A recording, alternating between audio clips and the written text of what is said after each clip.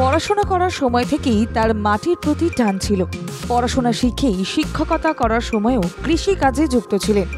এরপর সেই মাটির মানুষদের জন্য কিছু করার জন্য ভোটে দাঁড়ান শিক্ষক দীনবন্ধু মাটি। বালিগুড়ি ১ নম্বর পঞ্চায়েতের প্রধান পদে রয়েছেন তিনি। এখনও গ্রাম থেকে গ্রামান্তরে ঘুরে বেড়ান সেই সাইকেলে চেপে। মাস্টারমশাইয়ের এই সাদা কালো জীবনচর্যা গ্রামবাসীদের কাছে আলাদা সাড়া ফেলেছে। অনেকেই মনে করেন ক্ষমতায় বসলে খেল্লাফতে হয়ে যায়।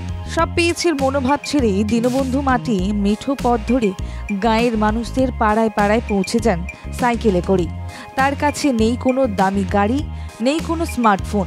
বিলাসী জীবনের অভ্যেস ছেড়ে খেটে খাওয়া মানুষের মতোই সহজ সরল জীবনযাপন করেন প্রধান। নিয়ম করে সকাল 10টা বাজলেই সাইকেল নিয়ে বেরিয়ে পড়েন। 2.5 কিলোমিটার সাইকেলে যাওয়ার পর পঞ্চায়েতে পৌঁছে যান। তারপর কর্মব্যস্ত জীবনের মাঝেই জনতার দরবারে পৌঁছে যান তিনি। ছোট্ট একটি মোবাইলে যোগাযোগ করা থেকে আধার সংযোগ সবই করেন তৃণমূল কংগ্রেসের নেতা তথা প্রধান।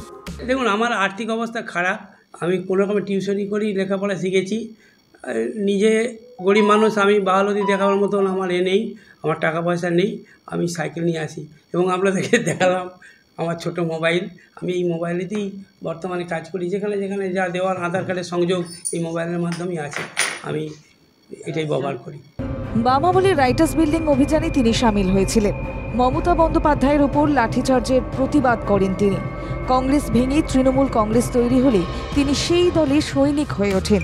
তৃণমূল কংগ্রেসের জয়পুরের বুথ সভাপতির দায়িত্ব সামলানোর পর অঞ্চল কমিটির দায়িত্ব দেওয়া হয় তাকে। 2023-এর পঞ্চায়েত নির্বাচনে তৃণমূল কংগ্রেসের টিকিটে জয়লাভ করার পর বর্তমানে বালিগুড়ি 1 নম্বর গ্রাম পঞ্চায়েতের প্রধানের দায়িত্ব সামলাচ্ছেন তিনি। বাড়িতে রয়েছে তার 2 মেয়ে ও স্ত্রী। এখনও তিনি মমতা বন্দ্যোপাধ্যায়ের সহজ সরল জীবনযাপনকে সামনে রেখেই জনসেবা করে চলেন। সাইকেল নিয়েই গ্রাম থেকে গ্রামান্তর ঘুরে মানুষের সুখ দুঃখের খোঁজ খবর নেন। সমস্যা হলে সুরাহাও করেন এই পঞ্চায়েত প্রধান। এভাবেই এখন বালিগুড়ি এলাকাবাসীর কাছে মাটির মানুষ হয়ে উঠেছেন মনের মানুষ। রাকেশ চক্রবর্তীর রিপোর্ট, বাংলা জাগো।